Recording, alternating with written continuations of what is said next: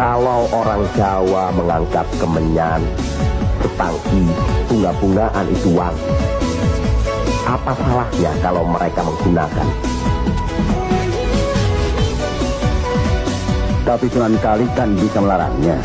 Untuk apa melarangnya? Untuk apa kalau cuma membuat mereka tersinggung dan kemudian kita tidak berhasil mengislamkan mereka?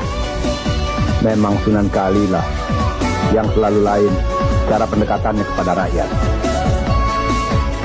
Tidak ada cara lain, Kanjeng Sunan Giri, selain mendekatkan hatinya, sentuh perasaannya, sesuaikan dengan kebiasaannya, yang kemudian setelah mereka merasa cocok, sesuai, lalu kita rubah sedikit demi sedikit.